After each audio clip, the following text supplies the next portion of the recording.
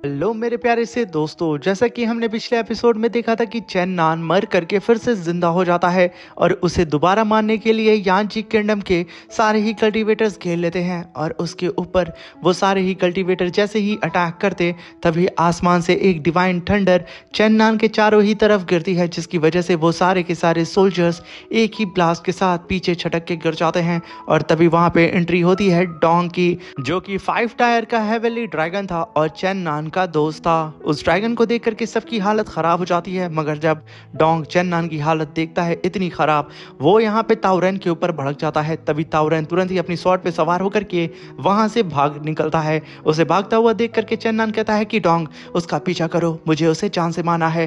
तभी डोंग और चेन नान दोनों ही उस ताउरेन का पीछा करते हैं, जहां पे चेन नान एक ही स्लैश अटैक में उस ताउरेन का काम तमाम कर देता है और चेन नान डोंग के साथ निकल जाता है युआन सिटी की तरफ। मेरे प्यारे दोस्तों, इस एपिसोड को स्टार्ट करने से पहले मैं अपने व्यूवर्स और जिन प्यारे भाइयों ने मेरी पिछली वीडियो पे कमेंट किया है, मैं उन सबको तहे दिल से धन्यवाद कहना चाहता हूं। साथ में मेरे नए व्यूवर्स, आप भी इसी तरीके से कमेंट कर सकते हैं। मैं आपके कमेंट का स्क्रीनशॉट लेके अपनी नेक्स्ट वीडियो में उसे शो जरूर करूंगा। और आप किस सिटी से मेरी इस एनिमे सीरीज को देख रहे हैं, कमेंट बॉक्स में हमें जरूर बताइएगा। चैनल पे अगर नए आए हैं तो प्लीज मेरे प्यारे दोस्तों चैनल को लाइक शेयर सब्सक्राइब करके हमें सपोर्ट करिएगा और प्लीज एक छोटा सा प्यारा सा कमेंट करके जाइएगा। एक छोटा सा कमेंट हमारे लिए बहुत ही ज्यादा इंपॉर्टेंट है। अब बिना देर के इस एपिसोड को हम स्टार्ट करते हैं। इस एपिसोड की स्टार्टिंग में युआन सिटी के अंदर बैठे कुछ लोग होटल के अंदर चेन नान की ही बात कर रहे होते हैं कि एक 3 टायर का यंग वॉरियर जिसने सिर्फ 20 साल की उम्र में 7 डीमन शैडो को समन कर लिया था, जिसकी वजह से उसकी लाइफ एसेंस पूरी ही तरीके से खत्म हो गई और वो मर गया। मगर सडन वो फिर से जिंदा हुआ और उसने सीनियर एल्डर ताउरेन को एक ही स्लैश अटैक में खत्म कर दिया।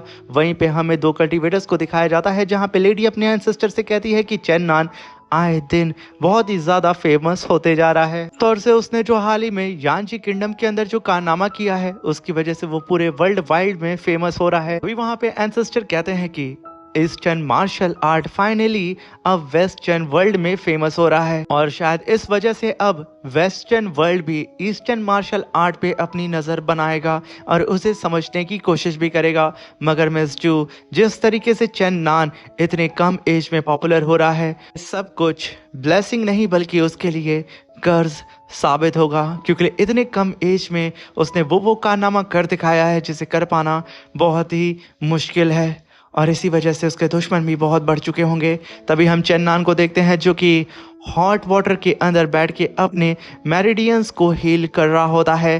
तभी वहां पे चेन नान कहता है कि मेरे फादर ने मुझसे कहा था कि अगर कोई भी कल्टीवेटर इस हेवनली डिफाइन 7 डीमन ब्लेड्स को समन करने के बाद सरवाइव कर जाता है तो उसकी जो लाइफ एसेंस बर्न हुई होंगी इस टेक्निक को समन करने में वो फिर से वापस आ जाएंगी और हो सकता है कि वो अपना ब्रेक थ्रू भी कर ले। मगर मुझे ऐसा लगता है कि मैं दोबारा शायद इस टेक्निक को अगर समन करता हूं तो 9 में से 10% ऐसे चांस होंगे कि मैं मर जाऊंगा। अभी वहां पे डोंग कहता है कि ब्रदर चेन, मैं यहाँ पे थक चुका हूँ, आखिर आपको यहाँ पे कितना टाइम लगेगा, मुझे भूख लगी है। तभी चेन कहता है कि डोंग, तुम चेंजी को लेकर युआन टाउन में लेकर के जाओ और कुछ खाने के लिए खुद के लिए और चेंजी के लिए ले लेना, मगर सावधान रहना कि चेंजी को कुछ भी ना हो और मैं तब तक अपने डेमोनिक नेचर को सप्रेस करने की कोशिश करता हूँ क्योंकि मुझे यहाँ पे काफी समय लगेगा। ये सुन करके वहां पे डोंग कहता है कि ब्रदर ठीक है, मैं जाकर के आपके लिए कुछ अच्छे अच्छे डिलीशियस फूड भी लेकर के आऊंगा, तो चेंसी तुम क्या कहती हो। तभी चेंसी भी तुरंत खाने का नाम सुनते ही तुरंत डोंग के पास आती है और उसके ऊपर सवार होकर के उड़ते हुए सीधा ही युआन टाउन की तरफ निकल जाती है। वो लोग जैसे ही गए थे तभी वहां पे चेन के ऊपर फायर अटैक हो जाता है। अटैक को वक्त रहते ही चेन ने सेंस कर लिया था। वो तुरंत ही उस अटैक की तरफ देखता है और अपने पास में ही पड़ी हुई अपनी स्वॉर्ड को जमीन के अंदर से निकालता है और एक स्लैश अटैक करके उन सारे ही फायर बॉल्स को डिस्ट्रॉय कर देता है। और तभी चेन नोटिस करता है कि उसके सामने ब्लैक रोब पहने हुए कुछ कल्टीवेटर्स आए होते हैं उसे मारने के लिए। तभी चेन वहां पे अपने कपड़े को पहनता और कहता है कि ये यांची किंगडम वाले कितना गिर गए हैं, उन लोगों ने तो मेरे खिलाफ बॉन्टी रख दी है, मगर अफसोस की बात है कि ये सब के सब अब यहाँ मरेंगे।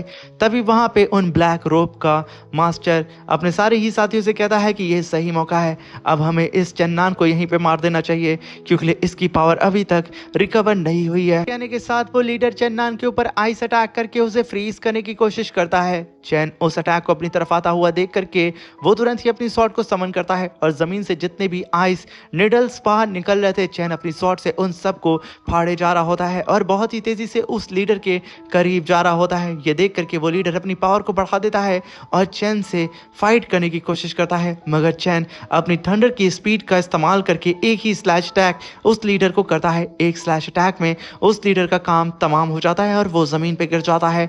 ये देख करके उस ब्लैक रोब के सारे ही कल्टीवेटर्स एकदम थर-थर कांपने लगते हैं। वो चिल्लाते हुए कहते हैं कि हमें जो इन्फॉर्मेशन मिली थी वो गलत थी। इस चेन्नान ने तो अपनी कल्टीवेशन को पूरी ही तरीके से रीगेन कर लिया है, भागो। ये कहने के साथ वो सब के सब चेन्नान से अपनी जान बचा के भागने लगते हैं, जहाँ पे चेन्नान कहता है कि तुम लोग यहाँ पे अपनी मर्जी से आए थे, मगर अफसोस की बात यह है कि मैं तुम्हें जाने ही नहीं दूंगा। ये कहने के साथ चेन्नान ने वहां पे अपने ड्रैगन पाम अटैक को समन किया था। उनमें से एक ब्लैक रोब के कल्टीवेटर को चेन्नान अपने पाम अटैक से पकड़ के सीधा ही जमीन पे पटक देता है। तभी उसका साथी कहता है कि चेन्नान, कमी ने कही कि तुमने मेरे साथी को पकड़ा है, मैं तुझे जिंदा नहीं छोड़ूंगा, याद रखना, तू बस मेरा इंतजार कर, मैं अपनी टीम को लेकर दोबारा यहाँ पे आने वाला हूँ। ये कहते हुए वो भागने लगता है। तभी चेन्नान तुरंत ही धीरे धीरे करके जिस कल्टीवेटर को चेन्नान ने अपने स्पिरिचुअल हैंड से पकड़ा था उसके पास आता है। तभी वो कल्टीवेटर कहता है कि आखिर तुम मेरे साथ क्या करना चाहते हो। तभी चेन्नान कहता है कि मैं यहाँ पे ज्यादा कुछ नहीं करूंगा, अगर तू अपनी जान को बचाना चाहता है तो तू मुझे अपने लीडर के पास लेकर के चल। तभी चेन्नान उस कल्टीवेटर के ऊपर सवार होकर के सीधा ही युआन सिटी की ही तरफ निकल जाता है, जहां पे चेन्नान ने अपनी स्वॉर्ड को उस कल्टीवेटर के बम में गाड़ रखा था। वहीं पे चेन्नान उस कल्टीवेटर पे सवार होकर के उसके ही साथी का पीछा कर रहा होता है और जब वो कल्टीवेटर धीरे उड़ता है तो चेन्नान अपनी स्वॉर्ड को उसके अंदर और गाड़ देता है। तभी चेन्नान उसी एंसेस्टर के जस्ट बगल से गुजरता है। वहाँ पे वो एंसेस्टर बड़े ही मजे से अपने चाय के मजे ले रहा होता है, मगर वो पहले ही चुस्की लिया था। चेन्नान उसके सामने वाली विंडो से गुजरता है, उसे देख करके उस बेचारे एंसेस्टर के मुंह से चाय जो रहती है वो बाहर निकल जाती है। वो एकदम चौंक चुका था कि आखिर ये यहाँ क्या कर रहा है। तभी चेन्नान जिस कल्टीवेटर के ऊपर सवार होकर के उड़ रहा था उसे सीधा ही उस भागने वाले कल्टीवेटर के सामने लेके जाता है और एक लात खींच करके उस कल्टीवेटर को मारता है, जिसकी वजह से वो सीधे ही जाके अपने साथी से टकराता है और वो दोनों ही नीचे बने हुए एक घर में जाकर के धमाक से गिरते हैं और वो घर काफी हद तक डैमेज भी हो जाता है। तभी चेन्नान सीधे ही उन लोगों के सामने आके लैंड करते हुए कहता है कि अब चुपचाप मुझे ये बता दे कि आखिर तुम्हारा लीडर कौन है और मुझे मारना कौन चाहता है। ये कहना ही था, तभी चेन्नान के बगल से एक ड्रैगन स्वॉर्ड गुजरती है जो कि असल में फ्लावर ड्रैगन स्वॉर्ड होती है। चेन्नान उस स्वॉर्ड को देख करके तुरंत ही हटता है, तभी चेन्नान की नजर उस स्वॉर्ड पे पड़ती है और वो कहता है ये तो मॉर्निंग स्टार स्वॉर्ड है। मैंकाइनर, क्या तुम यहाँ पे हो, मगर तुमने मेरे ऊपर अटैक क्यों किया। ये कहने के साथ चेन चिल्लाते हुए कहता है कि मैंग, आखिर तुम कहाँ पे हो, मेरे सामने आओ। ये कहने के साथ चेन इधर उधर देख ही रहा होता है। तभी उसके सामने एक ब्लैक रोब पहनी हुई कल्टीवेटर अपीयर होती है, जिसे देख करके चेन एकदम श्योर हो चुका था ये और कोई नहीं मैंग ही है। मगर मैंग यहाँ पे कुछ भी नहीं बोलती है, वो यहाँ पे वही ब्लैक रोब पहनी होती है जो कि कल्टीवेटर्स ने यहाँ पे चेन्नान को हंट करने के लिए पहना था। तभी वहाँ पे जैसे ही चेन्नान फिर से ही मैंग का नाम लेता है, अपने सर पे हाथ रख लेती है। तभी चेन्नान कहता है कि मैंग, आखिर तुम्हें क्या हो गया है, तुम मुझे पहचान क्यों नहीं रही हो, मैं हूँ चेन्नान, तुम्हारा दोस्त। मगर तभी हम यहाँ पे मैंग के पास्ट का सीन देखते हैं, जहाँ पे मैंग के अंदर भी एक डिमोनिक नेचर था और ये डिमोनिक नेचर यहाँ पे चेन्नान से बिल्कुल डिफरेंट था। यहाँ पे मैंग की ही सोल सी के अंदर मौजूद उसका डिमोनिक वर्जन यहाँ पे मैंग के ऊपर काबू करने की कोशिश कर रहा होता है और वहीं पे मैंग की सोल सी के अंदर मैंग को एक मिस्टीरियस सा बंदा नजर आ रहा होता है, जिसके पूरे ही तरफ टैटू बने होते हैं और वो चारों ही तरफ से डिमोनिक ऑरा अपने बॉडी के अंदर एब्जॉर्ब कर रहा होता है। यहाँ तक कि उसके चेस्ट पे एक लाइट जैसा कुछ चमक भी रहा होता है, वो काफी ज्यादा खतरनाक हमें नजर आ रहा होता है। और तभी मैंग की जो डिमोनिक वर्जन होती है वो यहाँ पे पूरी ही तरीके से मैंग को पोजेस कर चुकी थी और वो यहाँ पे आदेश देती है प्रेजेंट टाइम में कि इस पास्ट से आए हुए कल्टीवेटर को खत्म करो, क्योंकि ये लास्ट ट्रेस है उन सारे ही गॉड और उन सारे ही डीमंस के टाइम का। ये सुन करके मैंग वहां पे फिर से ही पूरी ही तरीके से शांत खड़ी हो जाती है और वो सीधा ही चेन्नान से कहती है कि मैं कोई मैंग नहीं हूँ, मैं सिर्फ तुम्हें मारना चाहती हूँ। ये कहने के साथ यहाँ पे मैंग ने अपने ऑरा को रिलीज किया था, जिसकी वजह से वक्त रहते ही चेन ने एक पीछे छलांग लगा करके खुद को वहां पे संभाल लेता है अपनी स्वॉर्ड के सहारे।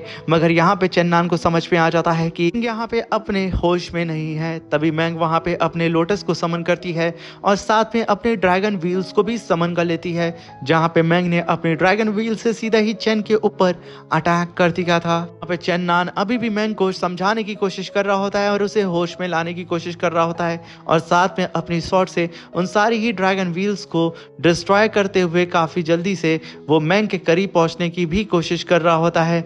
मगर यहाँ पे मैंग के पास पहुंच पाना इतना भी आसान चेन्नान के लिए नहीं होता है।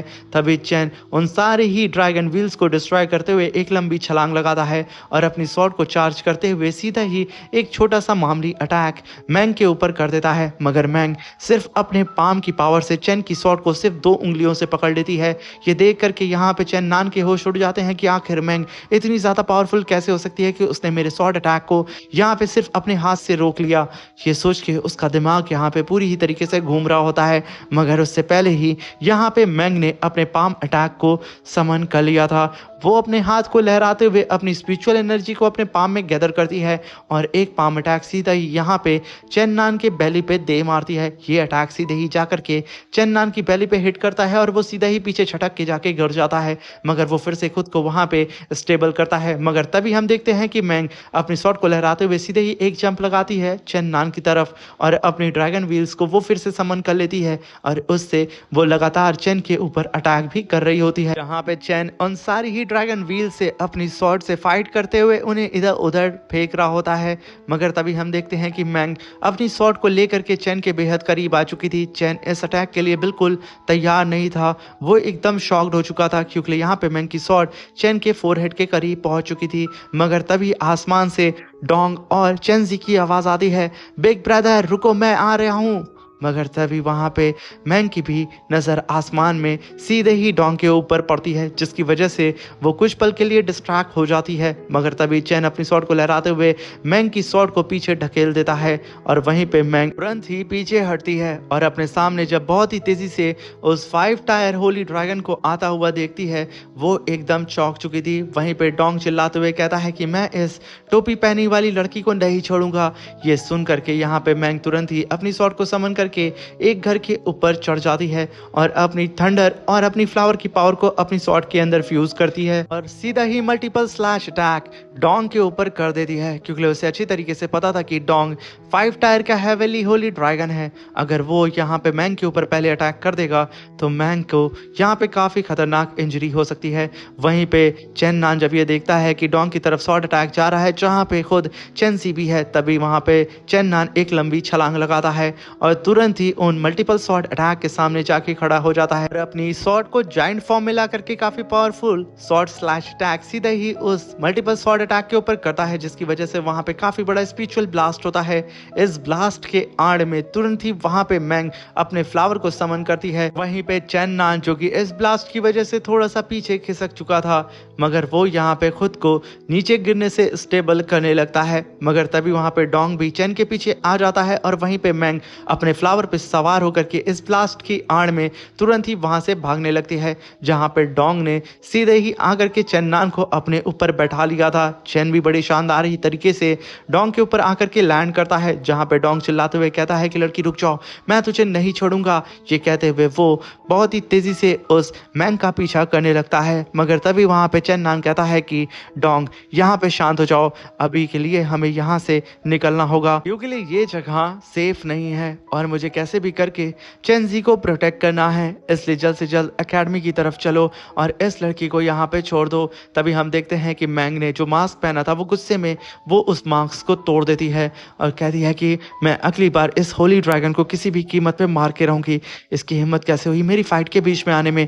मगर तभी उसके अंदर मौजूद वो डीमन कहती है कि तुम यहाँ पे बेवजह ही कंफ्यूज हो रही हो। हमारा टारगेट वो चेन्नान है, ना कि वो होली ड्रैगन। और रही बात उस होली ड्रैगन की, तो शायद तुम भूल रही हो कि मैं भी तुम्हारे साथ हूँ, इसलिए अब हम लोग एक दूसरे से फ्यूज हो जाते हैं, जिसकी वजह से हमारी पावर बढ़ जाएगी। ये कहने के साथ यहाँ पे मिस मैंग एग्री कर जाती हैं अपने ही वर्ल्ड के डीमन से, जिसकी वजह से वो दोनों की ही बॉडी यहाँ पे फ्यूज होने लगती है और यहाँ पे मिस मैंग की पावर बढ़ने लगती है। जहाँ पे मिस मैंग के अंदर मौजूद वो डीमन कहती है कि अब चाहे 5 टायर का होली ड्रैगन आ जाए या फिर खुद चेन्नान, अब वो किसी भी कीमत पे हमसे बच नहीं सकता है। वहीं पे चेन्नान अपने पास्ट की बात को याद कर रहा होता है और वो कहता है कि पिछली बार जब मैंग मुझसे एकेडमी के अंदर लास्ट टाइम मिली थी, तो उसने मुझसे कहा था कि चेन्नान, अगर फ्यूचर में मैं तुम्हारे खिलाफ हो जाती हूँ और अगर तुम्हारी एनिमी बन जाती हूँ और तुम्हारे ऊपर कई सारे जानलेवा अटैक करती हूँ, तो क्या तुम मुझे होश में लाने में या फिर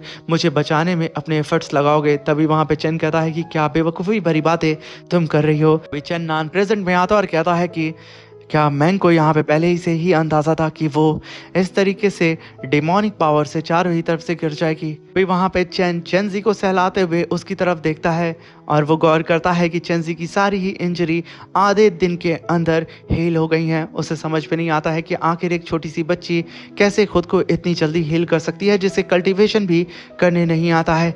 आखिर चेंजी के पास कैसी मिस्टीरियस सी पावर है। तभी चेन्नान के चेस्ट के अंदर से जेड, रूबी, हेवनली क्रिस्टल बाहर निकलता है, जो कि सीधा ही चेन्नान के सामने आकर के फ्लोट करने लगता है। जैसे ही चेन्नान अपने ईस्टर्न वर्ल्ड के अंदर एंटर किया था, तभी वहां पे चेंसी कहती है कि ब्रदर, मुझे इस जेट के अंदर से कुछ आवाज सुनाई दे रही है। तभी वहां पे चेन कहता है कि आखिर कैसी?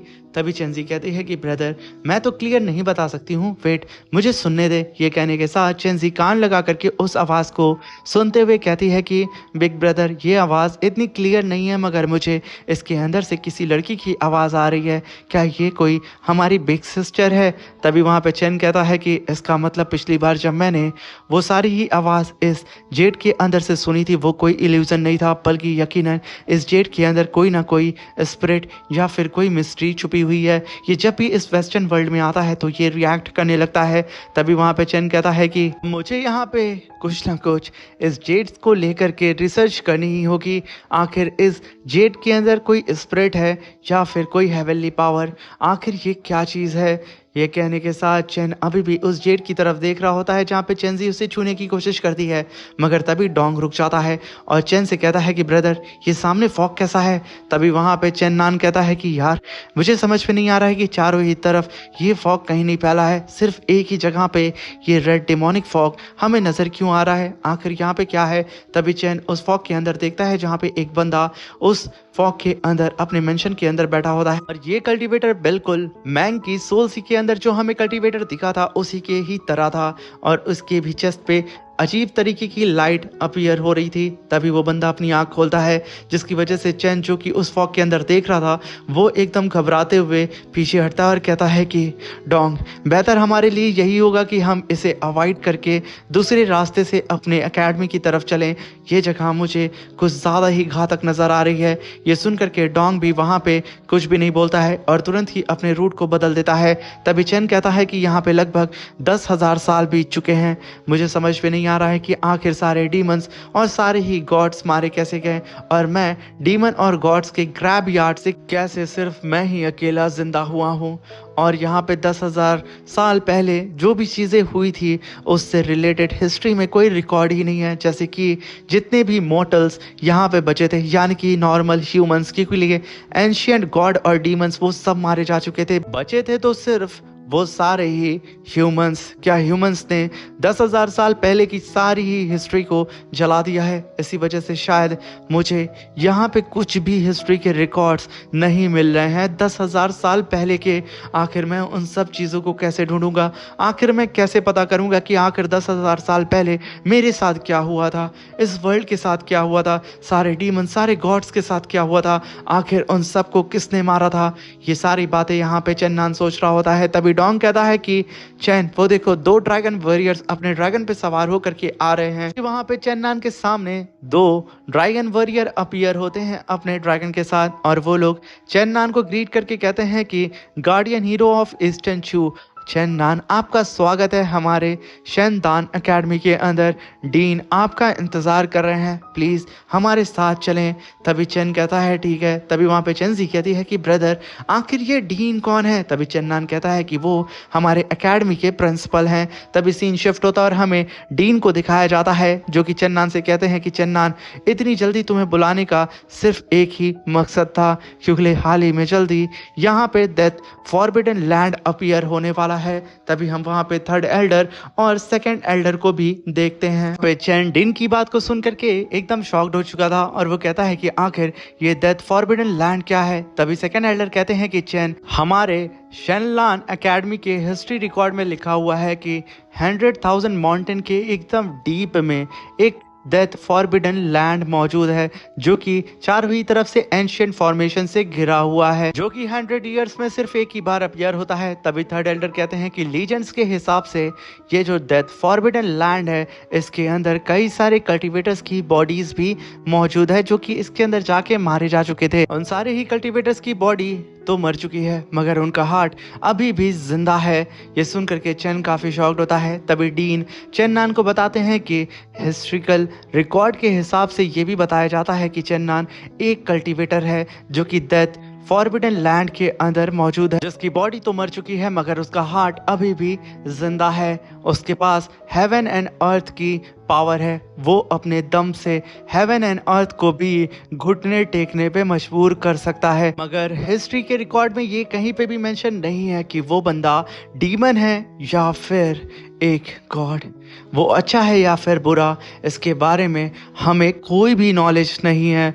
और शायद इस डेथ फॉरबिडन लैंड जैसे कि वो इस 100 ईयर्स के बाद अपीयर होने वाला है, तो शायद वो भी यहाँ पे अपीयर हो। ये सुन करके चैन कहता है कि तब तो मुझे जल्द से जल्द उस डेथ फॉरबिडन लैंड के अंदर जा करके इसके अंदर छुपी हुई मिस्ट्री को अनकवर करना होगा, वरना कहीं ऐसा ना हो कि हम पर तबाही टूट पड़े। जिसे सुन करके डीन कहते हैं कि यकीनन चैन, अगर तुम वहाँ पे जाते हो तो तुम्हें काउंटलेस डिवाइन बोन्स मिलेंगे, जिससे हमारे शेनलान एकेडमी को बहुत ज़्यादा फ़ायदा होगा गॉड क्रिएशन प्रोजेक्ट के अंदर इसका इस्तेमाल करके। मगर चैन, मैं तुम्हें बता दूं कि ये सारे ही खतरे तुम्हें अकेले उठाने होंगे, क्योंकि शेनलान एकेडमी का कोई भी कल्टीवेटर इतने सारे खतरे को देख करके वो इस डेथ फॉरबिडन लैंड के अंदर तो जाना नहीं पसंद करेगा। आखिर कोई अपनी लाइफ को हमारे खातिर क्यों ही दांव पे लगाएगा। ये सुन करके चैन वहां पे कुछ नहीं बोलता है, मगर तभी वहां पे थर्ड एल्डर बोलते हैं कि जब ancient forbidden death land open होने वाला है, तो क्यों ना इस न्यूज़ को हम लोग पावरफुल सेक्ट, होली लैंड्स और कई सारी ग्रेट फैमिलीज से भी इसे साझा करें और इस इंफॉर्मेशन को उन तक पहुंचाने की इस डेथ फॉरबिडन लैंड यानी कि एंशिएंट फॉरबिडन लैंड के अंदर कई सारे हेवनली ट्रेजर्स और कई सारे कल्टीवेशन की अपॉर्चुनिटी मिल सकती है। यहाँ पे तो लोगों का सारी ही बातें सुन करके भवंडर टूट पड़ेगा। ये सुन करके चन्नान कहता है क्यों नहीं। तभी वो सारे ही एल्डर मिल करके अपने अपने कबूतर से सारे ही हाई ग्रेड के सेक्ट, होली लैंड्स और सारी ही ग्रेट फैमिलीज को चिट्ठी भेज देते हैं, जहाँ पे चन्नान कहता है कि थर्ड एल्डर, यकीनन आप एल्डर के अंदर छुपे हुए एक ओल्ड फॉक्स हैं, आपकी तो आइडिया का जवाब नहीं है। तभी थर्ड एल्डर वहां पे हंसने लगते हैं और कहते हैं कि जब सारी ही प्रॉब्लम सॉल्व हो चुकी हैं तो चन्नान, तुम अब तैयारी करो अपने नए मिशन पे जाने के लिए। तभी हमें रात का सीन दिखाया जाता है, जहाँ पे चन्नान अपने बिस्तर पे लेटे हुए कहता है कि डेथ फॉरबिडन लैंड और उसके अंदर हेवन डिफाइनिंग की पावर भी है, कहीं ये सब कुछ मुझसे जुड़ा तो नहीं है, कहीं ये सब कुछ 10,000 ईयर्स पहले सारी ही चीज़ों से रिलेटेड तो नहीं है। मुझे यकीनन उस डेथ फॉरबिडन लैंड के अंदर जा करके इन सारी ही चीज़ों के बारे में इन्वेस्टिगेट करना होगा, तभी मुझे मेरी हेवनली डिफाइनिंग टेक्निक के बारे में पता चलेगा। इस फॉरबिडन लैंड के राज से मैं पर्दा भी हटा सकूंगा। तभी हम डॉन्ग को देखते हैं, जिसके अंदर हेवन एंड अर्थ का स्पिरिचुअल ऑरा बहुत ही तेज़ी से उसकी बॉडी, उसकी नसों में जा रहा होता है। जहाँ पे वो घोड़े बेच करके सो रहा होता है, उसे ज़रा सा भी अंदाज़ा नहीं हो रहा होता है कि उसकी बॉडी अपने आप ही हेवन हेवन एंड अर्थ के स्पिरिचुअल ऑरा को बहुत ही तेजी से एब्जॉर्ब किए जा रही होती है। वो बेखबर एकदम सोता है। तभी हमें नेक्स्ट डे का सीन दिखाया जाता है जहाँ पे चेन्नान कई सारे लोगों की चहल पहल और आवाज़ को सुन करके उठता है और भागते हुए अपने रूम से बाहर निकलते हुए सीधा ही अपने एकेडमी के बैटलफील्ड में आके खड़ा हो जाता है। जब चेन की नज़र आसमान में पड़ती है तो वो देखता है कि डोंग चारों ही तरफ से स्पिरिचुअल केज के अंदर कैद है। वो वहाँ पे चिल्ला रहा होता है कि ब्रदर प्लीज़ मुझे आकर के यहाँ पे बचा लो, मुझे बहुत ज़्यादा दर्द हो रहा है। तभी चेन से ये सब कुछ देखा नहीं जाता है और वो आगे बढ़ता है डोंग को बचाने के लिए। मगर तभी वहाँ पे सेकंड एल्डर चेन को रोकते हुए कहते हैं कि बेवकूफ़ रुक जाओ, तुम यहाँ पे अपने दोस्त का ब्रेक थ्रू होता हुआ नहीं देखना चाहते हो। यहाँ पे डोंग जो कि असल में होली ड्रैगन है वो अपना निर्वाणा रैलम ब्रेक थ्रू कर रहा है, इसलिए तुम इसे डिस्टर्ब मत करो, इसे इसके हाल पे छोड़ दो, अब इसे ही सब कुछ अकेले ही करना होगा। तभी वहाँ पे चेन कहता है इसका मतलब जब मैंने यहाँ पे डोंग को फ्लावर वैली के अंदर छोड़ा था तो इस गधे ने हेवन एंड अर्थ के स्पिरिचुअल ऑरा को हद से ज्यादा एब्जॉर्ब कर लिया है। शायद इसी वजह से यहाँ पे डोंग अपना नेक्स्ट लेवल ब्रेक थ्रू कर पा रहा है। 5 टायर हेवनली होली ड्रैगन से सीधा ही 6 टायर हेवनली होली ड्रैगन यानी कि निर्वाणा रैलम। ये कहते हुए चैन आसमान की ओर देखने लगता है जहाँ पे डोंग अब अपनी पावर को रिलीज कर रहा होता है। तभी हम देखते हैं कि डोंग के अंदर से 2 स्पिरिचुअल ड्रैगन और एक उसकी खुद की गोल्डन सोल ड्रैगन बॉडी उसके चारों ही तरफ घूमने लगती है। ये देख करके चेन वहाँ पे शॉक्ड होते हुए कहता है कि मुझे यकीन नहीं हो रहा है, मेरे सामने ईस्टर्न डिवाइन ड्रैगन बॉडी और साथ में वेस्टर्न डिवाइन ड्रैगन विंग्स भी मौजूद हैं। क्या यहाँ पे Dong eastern and western divine Holi dragons का डिसेंडेंट है? भी वहाँ पे डीन चेन्नान से कहते हैं कि चेन्नान अगर कोई भी होली ड्रैगन की ब्लड लाइन डिवाइन ड्रैगन की ब्लड लाइन को सरपास करती है तब वो अचीव कर पाती है अपना नेक्स्ट निर्वाणा रैलम। और निर्वाणा रैलम को अचीव करने के लिए ड्रैगन एटलीस्ट 5th टायर के पीक पे होना चाहिए और उसकी बॉडी के अंदर हाई अमाउंट में हेवन एंड अर्थ का स्पिरिचुअल ऑरा भी होना चाहिए, तभी वो अपना next level 6 tyre divine spiritual dragon realm पे ब्रेक थ्रू करके सीधा ही निर्वाणा रैलम पे अपना कदम रख सकता है उसके फर्स्ट स्टेज पे। और यहाँ पे चेन्नान तुमने बहुत अच्छा काम किया कि तुम इस डोंग को हमारे एकेडमी में लेकर के आ गए जब ये 5 टायर के पीक पे था। और चैन मैं तुम्हें एक और बात बता देता हूँ कि आखिर हमारे वर्ल्ड में इतने कम होली ड्रैगन क्यों हैं, क्योंकि इनका जो निर्वाणा रैलम है वो बहुत ही ज़्यादा डिफिकल्ट है। 99% ऐसा होता है कि वो सारे ही होली ड्रैगन इस ट्राइबल्यूशन को फेस करने के दौरान ही मारे जाते हैं। इसी वजह से होली ड्रैगन की गिनती बहुत कम होती है। यही सबसे बड़ा रीज़न है कि वो इतने रेयर होते हैं। कई साल बीत चुके हैं कि आज तक कोई भी ड्रैगन निर्वाणा रैलम पे खुद को ब्रेक थ्रू नहीं कर पाया है। तभी हम देखते हैं कि यहाँ पे तो डोंग का लुक पूरी ही तरीके से चेंज हो चुका था। वो यहाँ पे ब्लू से सीधा ही पूरी तरीके से गोल्डन में बदल चुका था, जो कि आते के साथ अपने सारे ही साथियों के सामने अपने ऑरा प्रेशर को रिलीज करता है। ये देख करके सारे ही लोग चिल्ला के कहते हैं ये देखो, ये हमारा ईस्टर्न किंगडम का डिवाइन ड्रैगन है जो कि निर्वाणा रैलम पे अपना ब्रेक थ्रू कर चुका है। मगर तभी डीन कहते हैं कि अब असली परीक्षा आ चुकी है। चेन्नान जैसे हम ह्यूमंस अपनी कल्टीवेशन करते हैं और हमें अपना नेक्स्ट लेवल ब्रेक थ्रू करने के दौरान हेवनली थंडर ट्राइबल्यूशन को फेस करना पड़ता है, क्योंकि हेवन कभी भी नहीं चाहता है कि कोई भी कल्टीवेटर अपनी कल्टीवेशन में आगे निकले। अब यहाँ पे डोंग को भी थंडर ट्राइबल्यूशन को फेस करना होगा। वहीं पे हम चेंजी को देखते हैं जो कि चिल्लाते हुए कहती है कि लिटिल ड्रैगन तुम इस थंडर ट्राइबल्यूशन को फाड़ देना, मुझे यकीन है कि तुम इन सारी ही लाइटनिंग को अपनी पावर से डिस्ट्रॉय कर दोगे क्योंकि तुम इस वर्ल्ड के बेस्ट ड्रैगन हो। तभी वहां पे चेन्नान कहता है कि डोंग अगर तुम इस थंडर ट्राइबल्यूशन को पास कर लेते हो तो मेरे भाई मैं अपने हाथों से तुम्हारे मनपसंद के सारे ही चिकन्स को बनाऊंगा जो कि तुम पसंद करते थे।